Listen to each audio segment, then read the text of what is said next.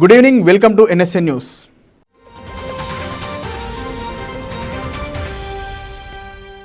AP assembly ఎన్నికల ఫలితాల్లో Janasena party దుమ్ము రేపింది. జనసేన పోటీ చేసిన 21 సీట్లను గెలుచుకొని అందరినీ ఆశ్చర్యంలో ముంచెత్తింది. రాజకీయ పరిశీలకులు, విశ్లేషకులు కూడా జనసేన ఈ స్థాయి విజయాన్ని సొంతం చేసుకుంటుందని ఊహించలేదు. పవన్ ఓర్పు, సహనం, వ్యూహం ఇవన్నీ కలిపి ఈరోజు ఏపీ అసెంబ్లీలో జనసేన రెండవ అతిపెద్ద పార్టీగా అవతరించడానికి దోహదం చేశాయి. దేశంలో ఇప్పటి వరకు ఏ పార్టీ కూడా పోటీ చేసిన అన్ని స్థానాల్లో గెలుపొందలేదు. జనసేన చరిత్ర సృష్టించింది. దీనికి పరోక్షంగా వైసీపీ నాయకులు కూడా కారణమని చెప్పొచ్చు. గత అసెంబ్లీ ఎన్నికల్లో ఒంటరిగా పోటీ చేసిన జనసేన ఒక్క రాజోలు సీటును మాత్రమే దక్కించుకుంది. పవన్ పోటీ చేసిన భీమవరం, గాజువాక 2 చోట్ల ఓడిపోయారు. దీనితో వైసీపీ నేతలు జనసేన అధినేతను పెద్ద ఎత్తున హేళన చేయడం ప్రారంభించారు.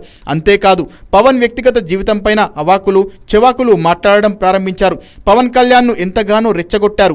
అంతేకాదు పవన్ కళ్యాణ్ నటించిన సినిమాల రిలీజ్ రోజున ఆంక్షలు పెట్టడం, అభిమానులను ఇబ్బందులకు గురి చేయడం వంటివి చేశారు. దీనితో వైసీపీని అధికారంలో నుంచి దించాలని పవన్ నిర్ణయించారు.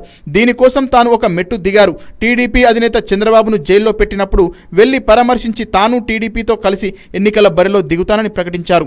జగన్ను గద్దెదించాలంటే ప్రభుత్వ వ్యతిరేక ఓటు చీలకూడదని చెప్పారు. తర్వాత ఎన్నికలు స్వేచ్ఛగా జరగాలంటే కేంద్రం సహకారం అవసరమని గుర్తించిన పవన్ బీజేపీ కేంద్ర నాయకులతో మాట్లాడి వారిని టీడీపీతో పొత్తుకు ఒప్పించారు. పార్టీల మధ్య సీట్ల ఒప్పందంలో భాగంగా జనసేనకు ఎక్కువగా అడగాలని పార్టీ నాయకులు డిమాండ్ చేసినప్పటికీ వాస్తవ పరిస్థితులను వారికి వివరించి 21 సీట్లకే సర్దుకుపోయారు.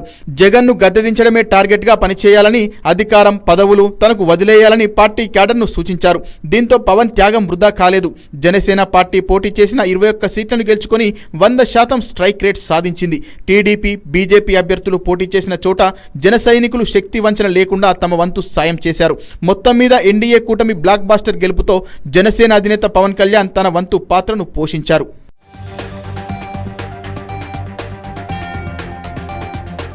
టీడీపీ అధ్యక్షుడు చంద్రబాబు ప్రమాణ స్వీకారానికి ఆహ్వానిస్తే తప్పకుండా వెళ్తానని సీఎం రేవంత్ రెడ్డి అన్నారు. తెలంగాణలో కాంగ్రెస్ ప్రభుత్వాన్ని పడగొట్టేందుకు కుట్రలు జరుగుతున్నాయని అనుమానాలు ఉన్నాయని తెలిపారు. హైదరాబాద్లోని తన నివాసంలో మీడియా సమావేశంలో మాట్లాడారు. రాష్ట్రంలో 100 రోజుల్లో గ్యారంటీలను అమలు చేశామని సీఎం రేవంత్ రెడ్డి అన్నారు. కాంగ్రెస్ ప్రభుత్వ పాలన నచ్చితే ఓటు వేయాలని లోక్సభ ఎన్నికల్లో ప్రజలను అడిగామని తెలిపారు. అందుకే రాష్ట్రంలో 8 మంది కాంగ్రెస్ ఎంపీ అభ్యర్థులు గెలిచారని హర్షం వ్యక్తం చేశారు. 100 రోజుల పాలన తర్వాత 41% ఓట్లు కాంగ్రెస్కు పడ్డాయని వెల్లడించారు. అసెంబ్లీ ఓట్ల శాతం కంటే ఎక్కువగా లోక్సభ ఎన్నికల్లో వచ్చాయని పేర్కొన్నారు. కాంగ్రెస్ పరిపాలన పట్ల ప్రజలు సంతృప్తిగా ఉన్నారు. రాష్ట్రంలో మాకు 8 ఎంపీ సీట్లు గెలిపించి ప్రజలు ఆశీర్వదించారు. మా రిఫరెండాన్ని ప్రజలు సమర్థించారు.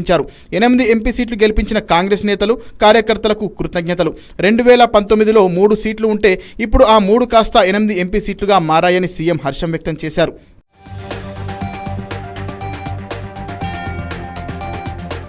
బీఆర్ఎస్ 7 సీట్లలో డిపాజిట్లు కోల్పోయిందని రేవంత్ రెడ్డి ఎద్దేవా చేశారు. 7 సీట్లలో బీజేపీని గెలిపించి బీఆర్ఎస్ నేతలు అవయవదానం చేశారన్నారు. బీఆర్ఎస్ నుంచి బలహీన అభ్యర్థులను బరిలోకి దింపి బీజేపీ నేతల గెలుపు కోసం కేసీఆర్ కృషి చేశారని ఆరోపించారు. గత ఎన్నికల్లో బీఆర్ఎస్కు వచ్చిన 22 ఓట్ల శాతాన్ని ఈ ఎన్నికల్లో కమలం పార్టీకి బదిలీ చేశారని ధ్వజమెత్తారు. 2001 నుంచి 2023 వరకు సిద్దిపేటలో బీఆర్ఎస్కు మెజార్టీ వచ్చిందన్న రేవంత్ రెడ్డి సిద్దిపేటలో బీఆర్ఎస్ ఓట్లను హరీష్ రావు బీజేపీకి బదిలీ చేయించారని ఫైర్ అయ్యారు. అందుకే బీఆర్ఎస్ ఓటింగ్ 16.5% పడిపోయిందన్నారు. అచేతనావస్థలో బీఆర్ఎస్ ఉందని, ఆ పార్టీకి మిగిలింది బూడిదే అంటూ విమర్శలు చేశారు. ప్రభుత్వాన్ని అస్థిరపరచాలన్న బీఆర్ఎస్ కుట్రను ప్రజలు త్రిప్పికొడతారని వ్యాఖ్యానించారు. వ్యవహార శైలిని కేసీఆర్ కుటుంబం, బీఆర్ఎస్ నేతలు మార్చుకోవాలి. పార్టీ మనుగడకు, కుటుంబ స్వార్థం కోసం చేసే పనులను ప్రజలు గమనిస్తున్నారు. మోదీ కాలం చెల్లిందని ప్రజలు తీర్పు ఇచ్చారన్నారు. అందుకే ఈ ఎన్నికల్లో మోదీ గ్యారంటీని దేశ ప్రజలు తిరస్కరించారు. ప్రధాని పదవికి తక్షణమే మోదీ రాజీనామా చేయాలి. 3వ కూడా మోదీ ప్రధాని పదవి చేపడితే విలువలతో కూడిన రాజకీయాలు చేయనట్లే. తాను జిల్లాకు ముఖ్యమంత్రిని కాదని, రాష్ట్రానికి సీఎం అని, తన బాధ్యత రాష్ట్రానికి పరిమితమని రేవంత్ అన్నారు. అయితే పీసీసీ అధ్యక్షుడిగా పార్టీ గెలుపు ఓటములకు తానే బాధ్యుడినన్న రేవంత్ తన జిల్లా అయిన మహబూబ్ నగర్లో పార్టీ ఓటమికి తాను బాధ్యత వహిస్తున్నట్లు చెప్పారు.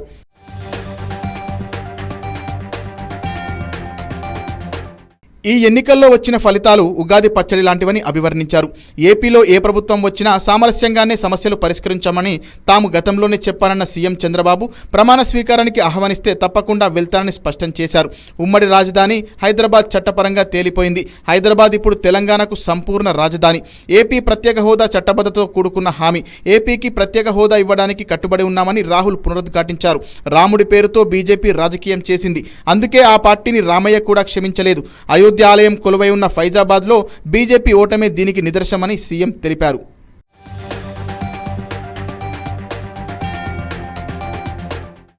కాంగ్రెస్ పార్టీ 17 స్థానాలలో పోటీ చేసిన 16 కాదు 17 ఇట్లలో 8 సీట్లలో గెలిచినాము.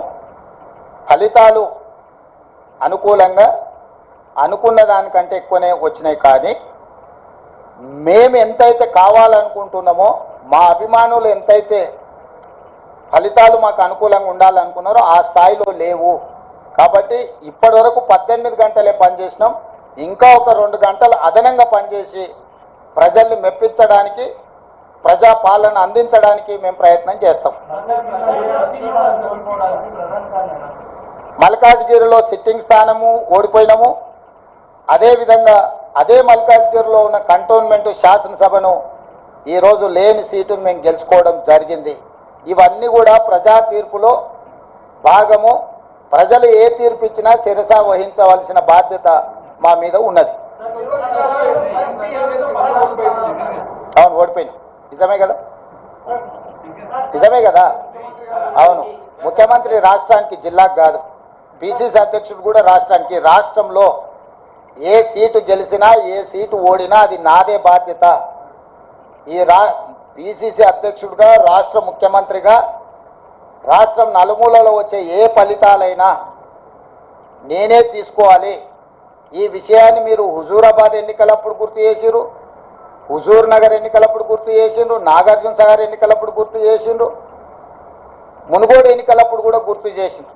ఇప్పుడు కూడా గెలుపు ఓటములు అన్నిటికీ నేనే బాధ్యుణ్ణి. ఇందులో ఓటమి ఒకరి ఖాతాలో రాసి గెలుపులు నా ఖాతాలో రాసుకునే తత్వం కానీ ఆలోచన కానీ నాకు లేదు. కాబట్టి ఇచ్చిన ఫలితాలు, వచ్చిన ఫలితాలు ఉగాది పచ్చడి లాంటివి. కొంత తీయగా ఉన్నది, కొంత చేదుగా ఉంది, కొంత పుల్లగా ఉంది. కాకపోతే ఓవరాల్గా పచ్చడి అనేది మంచిది. ఇప్పుడు వచ్చిన ఫలితాలను పిసిసి అధ్యక్షుడిగా, రాష్ట్ర ముఖ్యమంత్రిగా ఉగాది పచ్చడి లాగా నేను స్వీకరించదలుచుకున్నా. దేశవ్యాప్తంగా 7 దశల్లో జరిగిన లోక్సభ ఎన్నికల్లో పలువురు సినీతారులు పోటీ చేసి తమ అదృష్టాన్ని పరీక్షించుకున్నారు. ప్రజల సేవలో మేం సైతం అంటూ సినీతారులు ఎన్నికల్లో పోటీ చేసేందుకు ముందుకు వచ్చారు. జూన్ 4న వెలువడిన ఫలితాల్లో ఎన్డీఏ కూటమి 293 సాధించగా కాంగ్రెస్ కూటమి 234 సీట్లు సాధించాయి.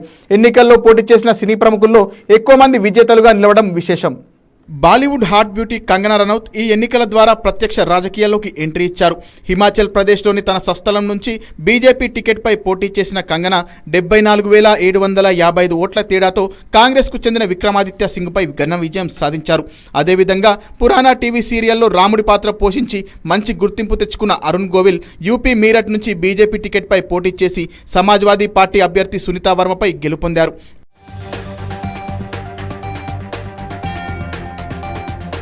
భారతీయ సినిమాలో ఓ వెలుగు వెలిగిన డ్రీమ్ గర్ల్గా సినీ ప్రేక్షకుల్లో స్థానం సంపాదించుకున్న సీనియర్ నటి హేమమాలిని సైతం మధుర నియోజకవర్గంలో వరుసగా 3వ విజయం అందుకున్నారు. లోక్సభ ఎన్నికలో ప్రముఖ నటుడు శత్రుఘ్న సిన్హా తృణమూల్ కాంగ్రెస్ టికెట్పై పోటీ చేసి విజయం సాధించారు. భోజ్పూర్ సూపర్ స్టార్ మనోజ్ తివారీ కూడా రాజకీయాల్లో రాణిస్తున్నారు. ఈసారి ఈశాన్య ఢిల్లీ లోక్సభలో కాంగ్రెస్ అభ్యర్థి కన్నయ్య కుమార్పై వరుసగా 3వ విజయాన్ని నమోదు చేశారు.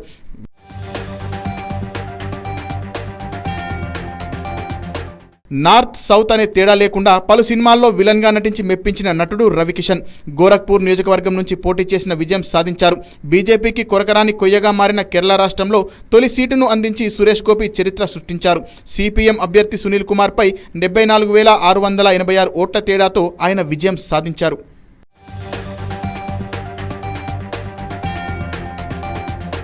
ఏపీలో ఘోర పరాజయం తర్వాత వైఎస్ఆర్సీపీ నేతలు తట్టాబుట్టా సర్దుకొని కొంతమంది విదేశాలు చాలా మంది కారాగారానికి వెళ్లడానికి సిద్ధం కావాలంటూ పోస్టులు పెట్టారు మీమర్లు. ఇన్ని రోజులు కామెడీ చేస్తూ మమ్మల్ని సంతోషపరిచిన కోడిగుడ్డు మంత్రి, ట్విన్ సిటీస్ ఎంపీ సంబరాల రాంబాబు లాంటి నేతలకు కృతజ్ఞతలు, ఇక సెలవు అంటూ వ్యంగ్యంగా స్పందించారు సామాజిక మాధ్యమాల్లో మీమర్లు. ఏపీ రాజకీయం రసవత్తరంగా సాగింది. దేవుడి స్క్రిప్ట్ 2019 సార్వత్రిక ఎన్నికల్లో విజయ గర్వంతో అసెంబ్లీ వేదికగా జగన్ ప్రాచుర్యంలోకి తెచ్చిన పదమిది. తెలుగుదేశం పార్టీకి వచ్చిన 23 సీట్లపై ఎగతాళి చేస్తూ చాంతాడంత స్క్రిప్టే ఆనాడు చదివి వినిపించారు. 2024లో వైఎస్ఆర్సీపీకి వచ్చిన సీట్లపై మరో దేవుడు స్క్రిప్ట్ అంటూ నెటిజన్లు విసురుతున్న సెటైర్లు సామాజిక మాధ్యమాల్లో హల్చల్ చేస్తున్నాయి. సామాజిక మాధ్యమాల్లో మాజీ సీఎం జగన్పై ర్యాగింగ్ మామూలుగా లేదు.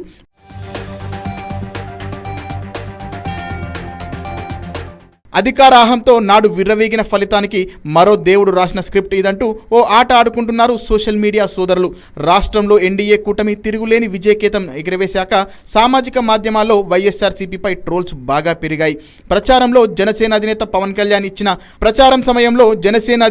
కళ్యాణ్ ఇచ్చిన hello AP by by YCP నినాదం ఈ ఎన్నికల్లో ప్రజల్లోకి బాగా వెళ్ళింది. ఫలితాల తర్వాత కూడా దాన్ని విపరీతంగా గుర్తు చేసుకున్నారు. ఈ నినాదం ఎన్నికల్లో కూటమి గెలవడానికి దోహదపడిందని చర్చించుకుంటున్నారు.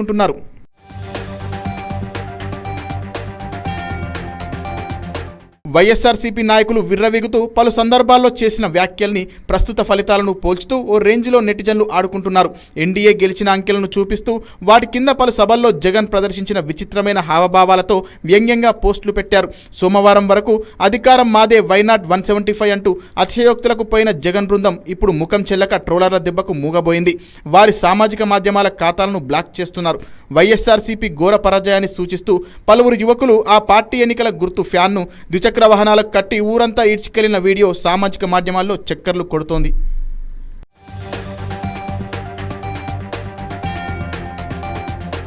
లోక్సభ ఎన్నికల్లో ఎన్డీఏ కూటమి విజయం సాధించిన క్రమంలో మూడోసారి ప్రధానిగా మోడీ ప్రమాణ స్వీకారం చేయనున్నారు. జూన్ 8న దేశ రాజధాని ఢిల్లీలోని కర్తవ్య పథలో ప్రధానిగా మోదీ ప్రమాణ స్వీకారం చేయనున్నట్లు బీజేపీ వర్గాలు వెల్లడించాయి. దీంతో మూడోసారి ఎన్డీఏ కూటమి కేంద్రంలో ప్రభుత్వాన్ని ఏర్పాటు చేసేందుకు సిద్ధమవుతోంది.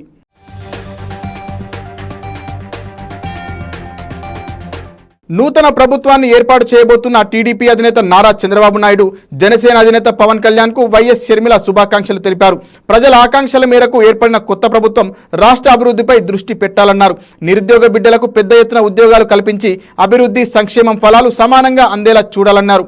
అదేవిధంగా ప్రజల పక్షాన పోరాటాలు చేస్తూ జనం గొంతుకగా మారిన కాంగ్రెస్ పార్టీ ఇక మీద కూడా ప్రజల పక్షాన నిలబడుతుందన్నారు.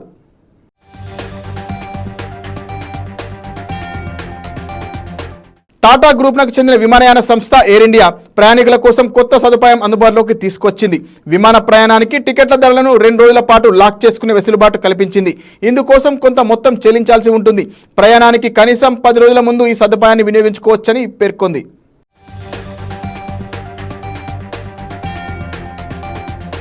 అహంకారం నెత్తికెక్కి ప్రవర్తించడంతోనే 151 సీట్లు 11 అయ్యాయని వైసీపీ నేతలను ఉద్దేశించి టీడీపీ జాతీయ ప్రధాన కార్యదర్శి నారా లోకేష్ అన్నారు. ఎన్నికల్లో గెలుపొందిన టీడీపీ ఎమ్మెల్యేలు, ఎంపీలతో ఆయన సమావేశమయ్యారు. ఈ సందర్భంగా లోకేష్ మాట్లాడుతూ ప్రజలు మనపై పెట్టుకున్న నమ్మకాన్ని వమ్ము చేయకూడదు, పాదయాత్రలో ఇచ్చిన హామీలన్నీ నెరవేర్చాల్సిన బాధ్యత నాపై ఉందని తెలిపారు.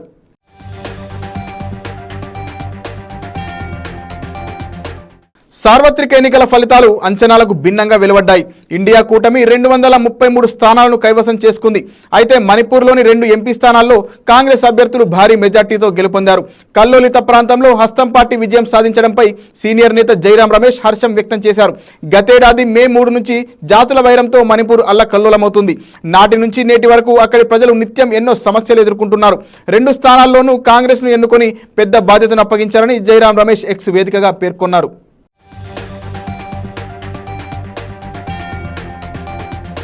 పార్టీ ఏ బాధ్యత అప్పగించినా పనిచేస్తానని మహబూబ్ నగర్ ఎంపీ డీకే అరుణ అన్నారు. హైదరాబాద్లో మీడియాతో జరిగిన చిట్చాట్లో ఆమె మాట్లాడారు. లోక్సభ ఎన్నికల ఫలితాలు కాంగ్రెస్ పాలనకు రెఫరెండం అని అన్నారు. రాష్ట్రంలో భాజపాకు 10 సీట్లు వస్తాయని అంచనా వేశాం, కానీ 8కి పరిమితమయ్యామని ఎంపీ డీకే అరుణ తెలిపారు. ప్రధాని మోదీ రాజీనామా చేసి తప్పుకోవడం కాదని, మహబూబ్ నగర్లో కాంగ్రెస్ అభ్యర్థి ఓటమి పాలైనందుకు సీఎం పదవి నుంచి రేవంత్ వైదొలగాలన్నారు. బీఆర్ఎస్ ఆత్మబలిదానం చేసుకుని బీజేపీని గెలిపించిందని రేవంత్ తప్పుడు ప్రచారం చేశారు. మహబూబ్ నగర్లో ఓడిపోతే అభివృద్ధి జరగదని చెప్పారు. కొందరు నేతలు కర్ణాటక నుంచి వచ్చి ఎన్నికల్లో డబ్బులు పంచారు. ప్రతి గ్రామం, ప్రతి ఇంటికి మోదీ అభివృద్ధి నినాదం వెళ్ళిందన్నారు. బీజేపీని అడ్డుకునేందుకు రిజర్వేషన్లు తీసేస్తారంటూ రేవంత్ తప్పుడు ప్రచారం చేశారు. రాష్ట్రంలో అభివృద్ధి జరగాలంటే కేంద్రంతో ఇక్కడి ప్రభుత్వం స్నేహపూర్వకంగా వ్యవహరించాలి అని డీకే అరుణ అన్నారు.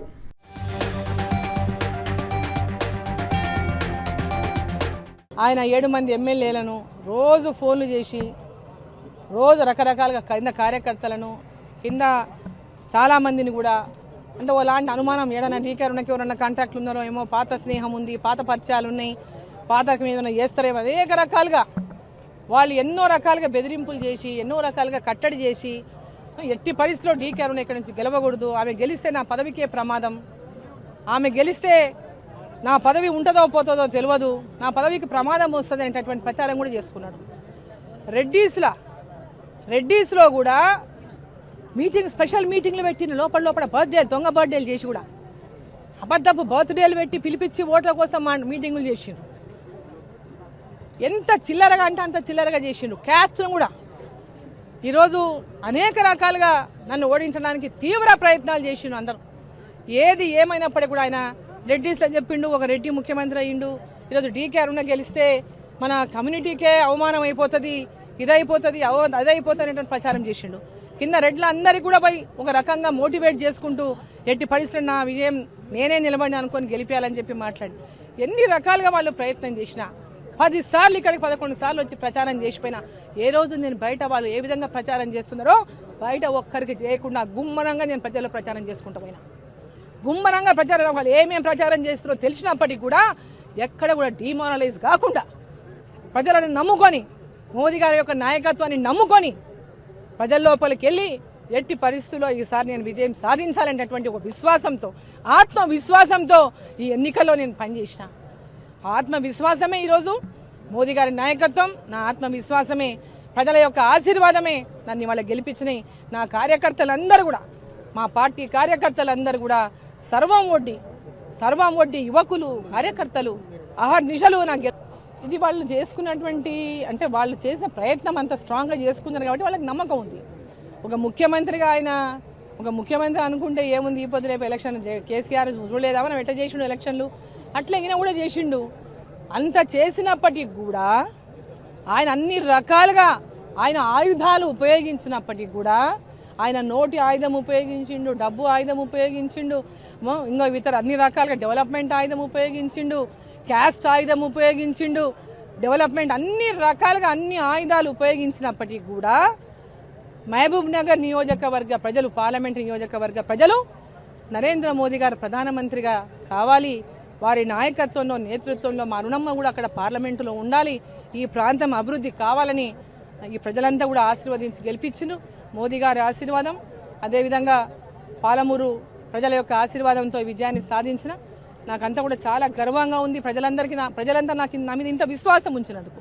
ఒక ముఖ్యమంత్రి నాకు అపోజిషన్ క్యాండిడేటు, ఒక ముఖ్యమంత్రి అన్ని రకాలుగా ఇది చేసినప్పటికీ కూడా ఈరోజు నా యొక్క విజయానికి కృషి చేసినటువంటి వారందరికీ కూడా నేను రుణపడి ఉంటానని చెప్పి ఈసారి ఏపీ అసెంబ్లీ కొత్త ముఖాలతో నిండిపోనుంది. 81 మంది అభ్యర్థులు శాసనసభలో తొలిసారిగా అడుగుపెట్టనున్నారు. తెలుగుదేశం నాయకుల వారసులు సునాయాసంగా విజయ తీరాలు చేరుకుంటే వైఎస్ఆర్సీపీ దిగ్గజ నేతల వారసులు ఓటమి చవిచూశారు. కూటమి తరపున అసెంబ్లీలోకి 2 మాజీ ఐఏఎస్లు, లోక్సభలోకి 1 మాజీ ఐపీఎస్, ఐఆర్ఎస్ అడుగుపెట్టనున్నారు. ఆంధ్రప్రదేశ్ అసెంబ్లీలోకి కొత్తగా 81 మంది అడుగుపెట్టనున్నారు. వీరిలో మొదటిసారి ఎన్నికల్లో పోటీ చేసిన వారితో పాటు గతంలో కేంద్ర మంత్రులుగా పనిచేసిన సుజనా చౌదరి, కోట్ల జయసూర్యప్రకాష్ రెడ్డి కూడా ఉన్నారు. కర్నూలు జిల్లాలో అత్యధికంగా 5 మొదటిసారి ఎమ్మెల్యేలుగా ఎన్నికయ్యారు.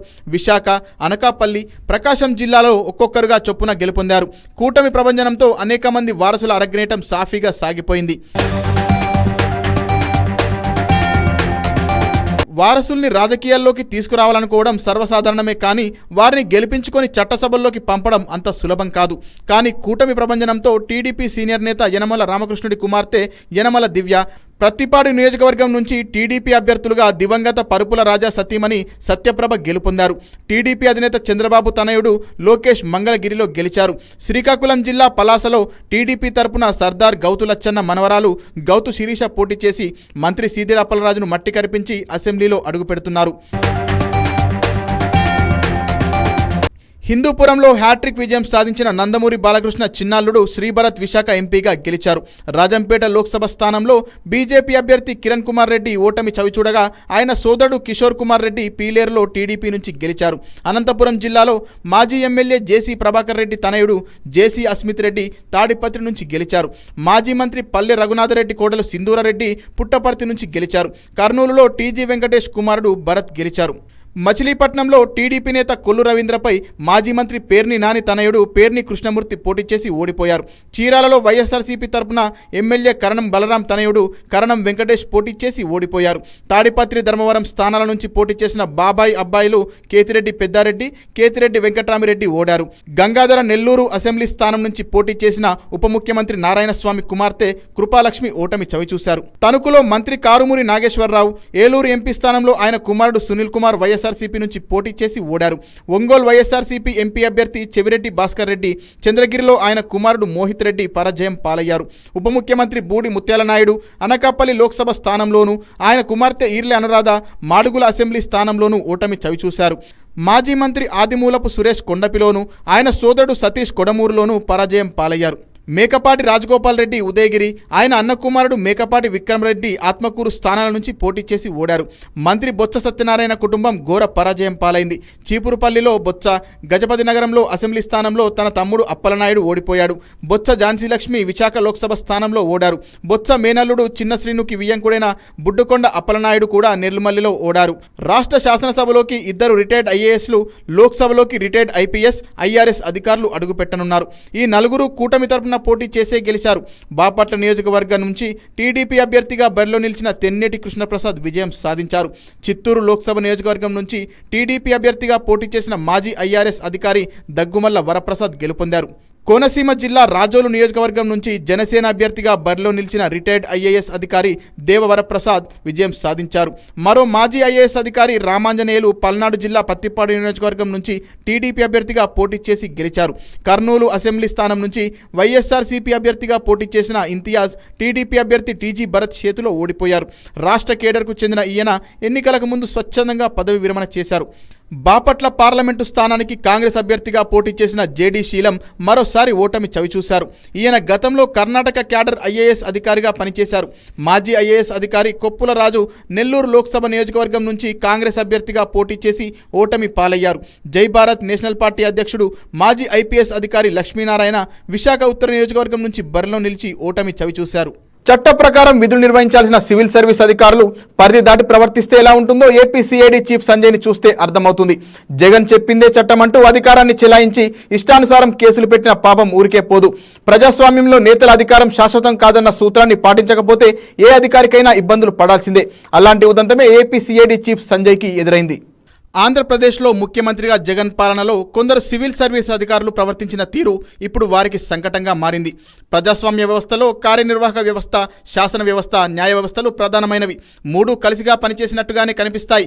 కానీ రాజ్యాంగ పరంగా ఆయా వ్యవస్థ బాధ్యతలు, విధులు క్లియర్ కట్గా విభజించి ఉంది. శాసన వ్యవస్థ చేసే ప్రతి చట్టాన్ని, ఆదేశాన్ని గుడ్డిగా కార్యనిర్వాహక వ్యవస్థ అమలు చేయాలని లేదు. అందులోని తప్పొప్పులను శాసన వ్యవస్థలో ఉండే నేతలకు అర్థమయ్యేలా చెప్పాల్సిన బాధ్యత కార్యనిర్వాహక వ్యవస్థపై ఉంది. ఈ బాధ్యతను విస్మరించి జగన్ చెప్పినట్టు నడుచుకున్న పాపానికి ఆయన అధికారం పోయిన తెల్లారే సెలవుపై వెళ్లాల్సిన పరిస్థితిని ఏపీ సిఐడి చీఫ్ కొని తెచ్చుకున్నారు. టీడీపీ అధినేత చంద్రబాబు సహా ఆ పార్టీ ముఖ్య నేతలు ఇతరులపై తోచినట్లు తప్పుడు కేసులు పెట్టడం, అరెస్టులు చేసిన అత్యంత వివాదాస్పద అధికారి సిఐడి అడిషనల్ డీజీ సంజయ్ సెలవుపై వెళ్లనున్నారు. తప్పుడు కేసుల నమోదులో కీలకంగా వ్యవహరించిన ఆయన బుధవారం నుంచి నెల రోజుల పాటు సెలవు కావాలంటూ ఆంధ్రప్రదేశ్ సీఎస్కు అర్జీ పెట్టుకున్నారు. అచ్చం సంజయ్ లానే వ్యవహరించిన సీఎస్ ఆయనకు నెల రోజులు సెలవు మంజూరు చేస్తూ ఉత్తర్వులు జారీ చేశారు. పేరుకు వ్యక్తిగత కారణాలతో అమెరికా వెళ్లేందుకంటూ ఆయన దరఖాస్తు చేసుకున్న ఎన్నికల్లో ఎన్డీఏ కూటమి ఘన విజయం సాధించడం, రేపో మాపో కొత్త ప్రభుత్వం కొలువు తీరనున్న తరుణంలో విదేశాలకు వెళ్తుండడం విశేషం. ఇంతకాలం సంజయ్ వ్యవహార శైలిపై ఆగ్రహంతో ఉన్న కూటమి కార్యకర్తలు ఆయన సెలవు పెట్టడంపై సోషల్ మీడియాలో విస్తృతంగా ట్రోల్ చేస్తున్నారు. కూటమి అధికారంలోకి రావడంతో భయపడి సెలవు పెట్టారంటూ మీమ్స్, ట్వీట్స్ చేస్తూ కామెంట్స్ చేస్తున్నారు. లోకేష్ రెడ్ బుక్లో సంజయ్ పేరుందని, సంజయ్కు అస్సాం ఖాయమంటూ ట్రోల్స్ చేస్తున్నారు. సంజయ్ను అరెస్టు చేసి విచారిస్తే జగన్ పాలనలో జరిగిన కుంభకోణాలన్నీ బయటకు వస్తాయంటూ మరికొందరు వ్యాఖ్యానిస్తున్నారు. ఎంతటి అధికారైనా చట్టాన్ని చుట్టంగా చేసుకుని విధులు నిర్వహిస్తే ఇలాగే ఉంటుంది. ప్రధాని పదవికి మోదీ రాజీనామా చేశారు. తర్వాత 17వ లోక్సభను రద్దు చేస్తూ కేబినెట్ తీర్మానాన్ని రాష్ట్రపతికి అందజేశారు. మోదీ రాజీనామాను రాష్ట్రపతి ద్రౌపది ముర్ము వెంటనే ఆమోదించారు. అయితే ఆపద్ధర్మ ప్రధానిగా కొనసాగాలని ఆమె కోరారు. అనంతరం ఎన్డీఏ నేతలు చంద్రబాబు, పవన్ కళ్యాణ్, నితీష్ కుమార్ మోడీ నివాసంలో సమావేశమయ్యారు. కాగా లోక్సభ ఎన్నికల ఫలితాల్లో ఎన్డీఏ కూటమి 293 సీట్లతో మెజారిటీ సాధించింది. దీంతో మూడోసారి ఎన్డీఏ కూటమి కేంద్రంలో ప్రభుత్వాన్ని ఏర్పాటు చేసేందుకు సిద్ధమవుతోంది. ఈ క్రమంలో జూన్ 7న పార్లమెంటరీ పక్ష నేతను ఎన్నుకోనున్నారు ఎన్డీఏ నేతలు. జూన్ 8న మూడోసారి మోదీ ప్రధానిగా ప్రమాణ స్వీకారం చేయనున్నారు.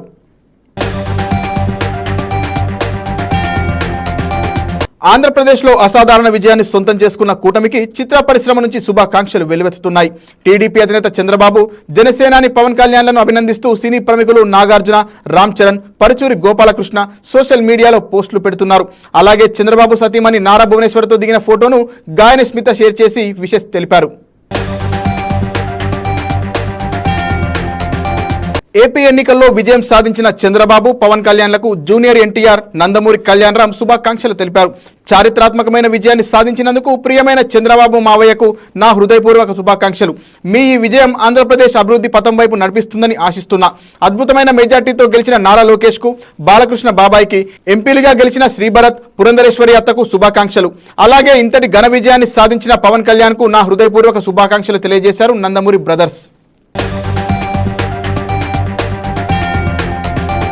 సచివాలయంలోని ఐటీ విభాగంలో బుధవారం పోలీసు అధికారులు తనిఖీలు నిర్వహించారు. ఐటీ కమ్యూనికేషన్ విభాగంలో ఉద్యోగుల కంప్యూటర్లు, ల్యాప్టాప్లు, ఇతర ఉపకరణాలు తనిఖీ చేశారు. ఐటీ విభాగంలోని కంప్యూటర్ల నుంచి డేటా తస్కరణకు, డిలీట్ చేసేందుకు ప్రయత్నాలు జరిగాయన్న ఆరోపణల నేపథ్యంలో అధికారుల తనిఖీలకు ప్రాధాన్యత సంతరించుకుంది. ఉద్యోగుల నుంచి పెన్ డ్రైవ్లు, డాటా హార్డ్ డ్రైవ్లను స్వాధీనం చేసుకున్నారు. సర్వర్లలో డేటా డిలీట్ చేసేందుకు ప్రయత్నాలు జరిగాయని ఆరోపణలు రావడంతో పోలీసులు తనిఖీలు చేశారని ఐటీ శాఖ ఉన్నతాధికారులు తెలిపారు. మరిన్ని వార్తలతో మళ్ళీ కలుద్దాం. నమస్కారం.